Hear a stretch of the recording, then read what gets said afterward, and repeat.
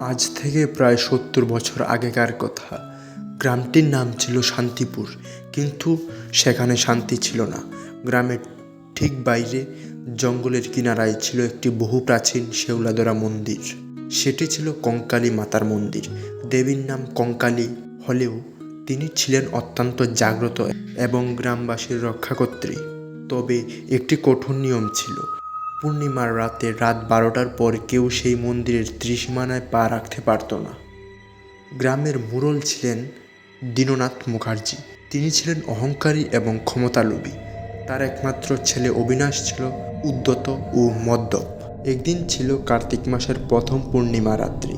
আকাশের চাঁদ যেন থালার মতো উজ্জ্বল। দীননাথ মোড়ল সেই রাতেই গ্রামের জমিদারের কাছ থেকে কিছু সম্পত্তি জোর করে কেড়ে নেন এবং সেই আনন্দে তিনি আর অবিনাশ আরও কয়েকজন সঙ্গীকে নিয়ে মাত্রাতিরিক্ত মদ্যপান করেন। মাঝরাতে যখন চারদিক নীরব, তখন অবিনাশ নেশার ঘুরে উঠে দাঁড়ায়। সে ঠাট্টা করে বলে, কঙ্কালী মাতার নিয়ম সে কি জিনিস?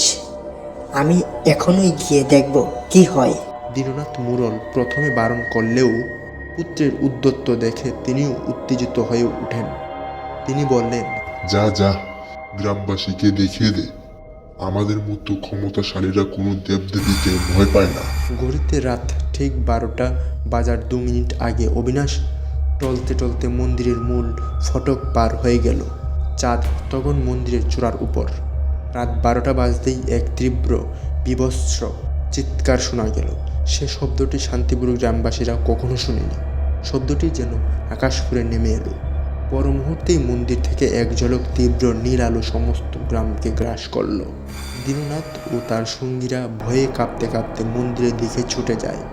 তারা দেখে মন্দিরের দালানে অবিনাশ পড়ে আছে।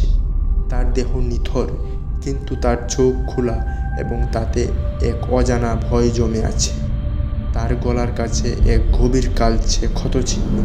হঠাৎই আকাশবাণীর মতো এক কণ্ঠস্বর শোনা গেল, দীননাথ, তুই তোর ক্ষমতার দস্তে আমার স্থানকে অপবিত্র করছিস।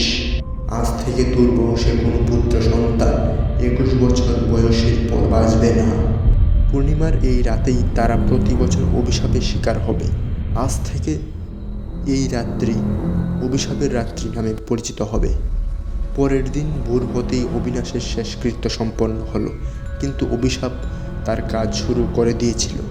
দীননাথের নাতি, যার নাম রাখা হয়েছিল প্রশান্ত, সে ২১ বছর পূর্ণ করার ঠিক আগের পূর্ণিমার রাতে ঠিক ১২টার সময় একইভাবে মারা গেল, গলায় কালচে ক্ষত চিহ্ন নিয়ে।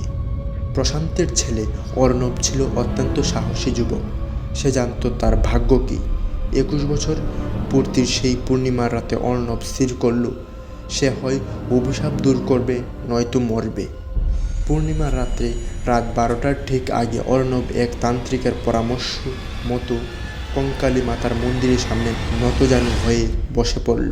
সে দেবীর উদ্দেশ্যে চিৎকার করে বলল, মা, আমরা ক্ষমতার মোহে ভুল করেছি, কিন্তু আমি তো নির্দোষ। আমি আমার পূর্বপুরুষের ভুলের বোঝা আর বইতে পারছি না। হয় আমাকে এই অভিশাপ থেকে মুক্তি দাও, আর নয়তো আমাকে এখনই মৃত্যু দাও।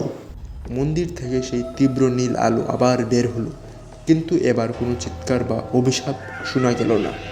পরিবর্তে একটি মৃদু কণ্ঠস্বরে শোনা গেল, বৎস, তোর পূর্বপুরুষ ক্ষমা প্রার্থনা করেনি, কেবল ভয় পেয়েছে।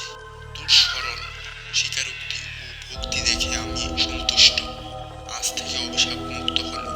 তবে মনে রাখিস, ক্ষমতা বা সম্পদের দোস্তে যেন কোনোদিন সত্য বা নিয়মের অপমান না হয়। অর্ণব চোখ করে দেখল সে বেঁচে আছে। ঘড়িতে ১২টা বেজে পেরিয়ে গেছে। তার গলায় কোনো ক্ষতচিহ্ন নেই, বরং সে মায়ের আশীর্বাদের মতো এক উষ্ণ অনুভূতি।